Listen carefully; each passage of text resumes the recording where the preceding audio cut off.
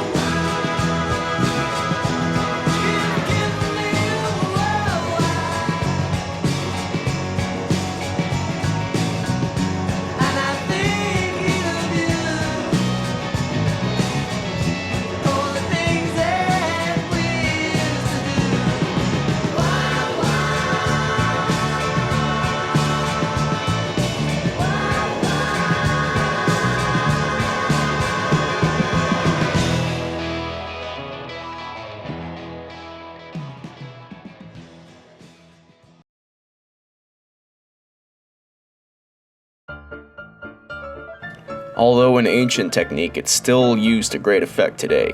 But this is a how-to video, so let's show you how to, or at least, provide a contemporary example. While the great glut of literary nonlinear literature may have come a half-century ago in the modernist and postmodernist waves, one recent example I found during the research of this project is Emily St. John Mandel's Station 11, a highly acclaimed novel from 2014.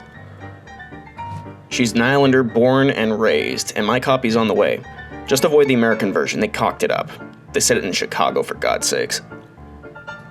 Anyway, the novel centers around the events of one night, a showing of King Lear where the lead actor dies of a heart attack. Right before a global pandemic emerges from a totalitarian state that fails to contain it or properly inform the WHO about it, and it quickly spreads and society unravels into a violent mess. What compelling fiction! So, disjointed narrative, or non-linear storytelling for you big word people, is a device long used to add a bit of spice, some cinnamon maybe, to storytelling. There is no saying how far back exactly the first non-linear narrative was told, but it probably evolved out of the oral tradition. As for written literature, it's been used in epic poetry for millennia, first popping up with Homer's The Iliad some 3,000 years ago.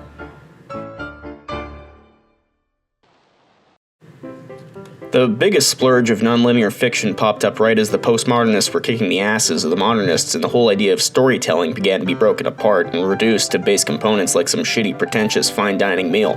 No, chef, that's not a deconstructed hamburger, that's a $200 Salisbury steak. Get out! Hey you! Leave the jacket and Fuck off. See, I just deconstructed 2 different TV shows from the early aughts with similar colorful language. I'm a culinary genius.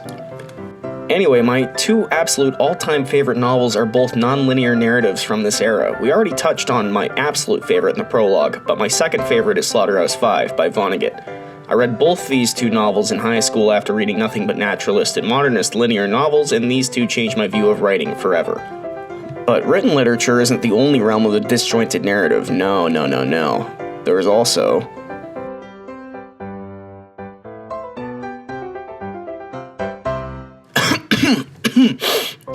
another avenue we haven't touched on yet isn't actually an avenue. It's a boulevard. Hollywood Boulevard. Yeah, baby, it's Tinseltown time.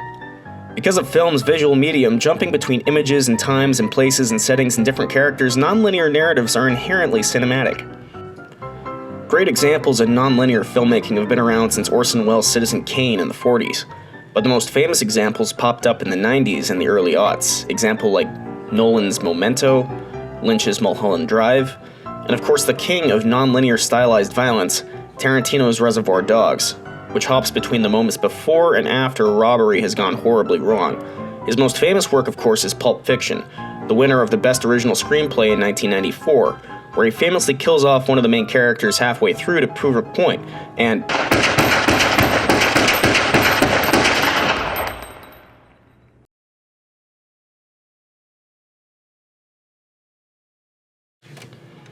As some of you may know, I spent almost all of last week in Los Angeles with my writing partner working on the marketing for her solo book launch in the new year. Anyway, I stopped into a Barnes & Noble in Burbank to see what the inside of the unknown and mythological store of B&N booksellers looked like. I walked up to an employee and asked her for their Canlit section just to see her reaction, because I thought it'd be funny as hell. So, she gave me a confused glance and pointed at a computer. I looked up Susan Juby in the system for fun, and 6 of Susan's books were there. None were in stock. Defeated, I turned around and saw this.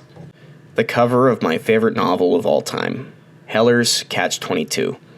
My best friend put me onto it back in 2013, and I fell madly in love with the novel, and we started working on the first draft of the book I'm writing for this semester's project. He's engaged now, and I'm not, so I'm trying to finally finish this thing in time for the wedding.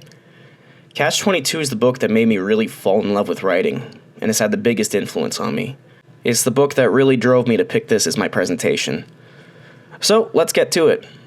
So, you want to write in a new and exciting way. Okay. Picture this.